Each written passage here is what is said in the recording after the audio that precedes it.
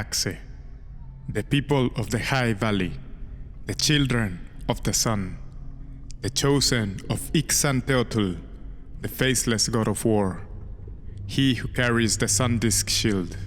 The Hecaxians, who would call themselves Hecaxili, literally meaning the people of the bowl, are the dominant culture in eastern Arcanosa.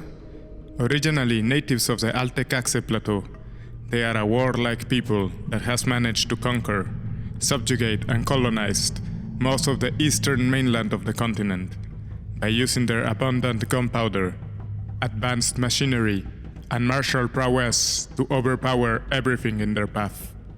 In the past, Hecaxili referred to the many different ethnic groups and cultures which inhabited the original province.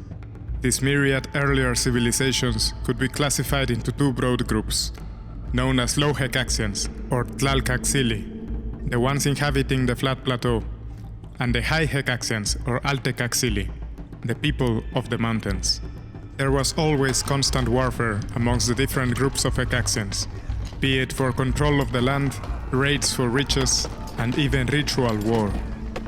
And yet, the peoples of the valley and slopes would forget all grievances, temporarily, and form powerful alliances when threatened by foreign powers, against which neither of them could stand alone, as many an empire or kingdom sought to control the iron-rich mountains and the bountiful volcanic soil of the plateau.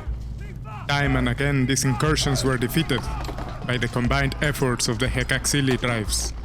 The skill of their warriors and the defensible mountainous terrain led to many impressive victories, often against superior foes, in what would become legend and myth of Hecaxian history.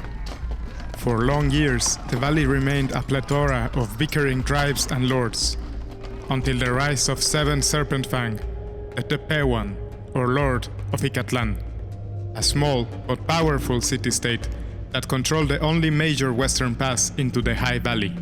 7 Serpent Fang, born a Caltetecan, came upon one of the first guns ever imported into Hecaxe from the far north, as a gift from a wealthy merchant buying for his favor. He was instantly fascinated with the weapon, as the head priest of the faceless sun god. In the bombard's roar, he heard the voice of Ixan, said to speak in thunder. In its flames, the touch of the sun itself. In its rising, acrid smoke, he saw the shadows of a dream taking form before him. Like a vision from his god, it spoke to him. A command to unite the whole valley under his banner, and under his god.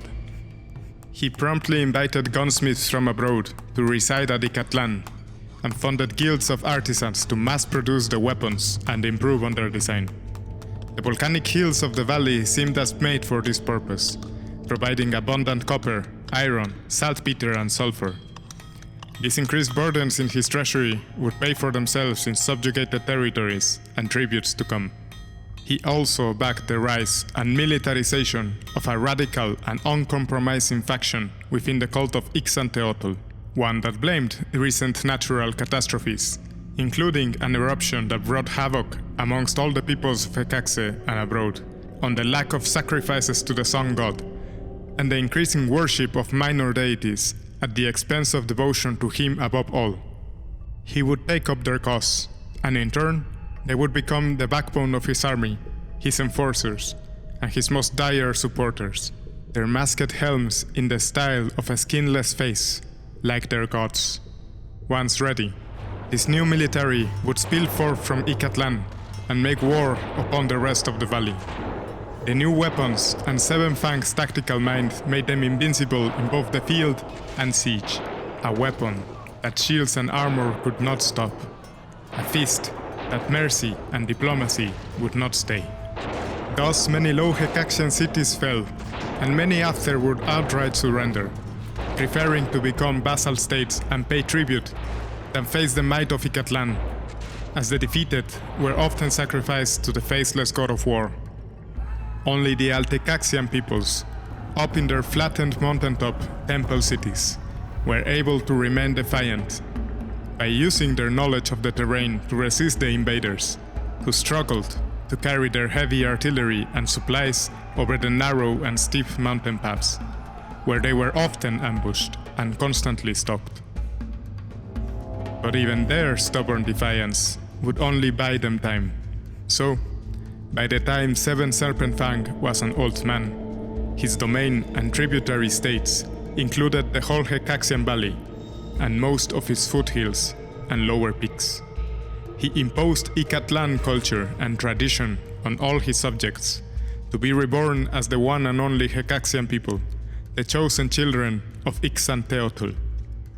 And dissatisfied with his own titles, he named himself Tepewan of Hecaxe, High Priest of the Sun, declaring himself and his progeny to be living gods, race of the sun made flesh, and who, one day, would inherit an empire in which the sun never sets.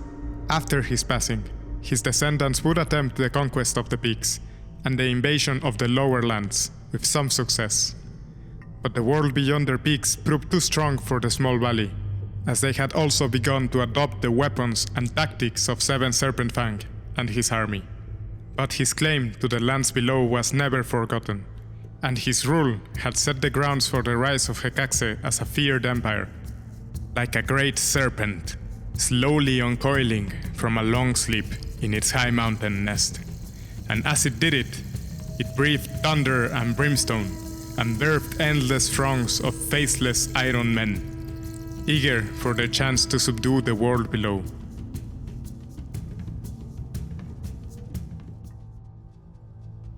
And that's it for today. Hope you enjoyed this first part of the Hecaxian faction history. If you did, please consider subscribing to my channel, and if you're able to, support my work with the links in the description below. You may have noticed that there was no mention of the Essence, or Hecaxian soul engines and machinery. That's because I decided to keep that topic for the next video of the faction, which is coming at one point. Creating this video took lots of time, more than I expected, in part because of personal circumstances, but it also has helped me question my whole approach to the channel.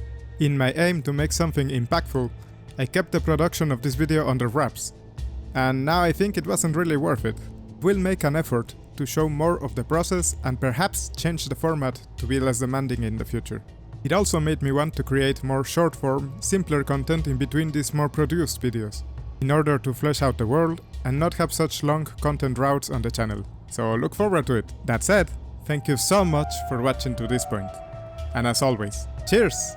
And until the next one.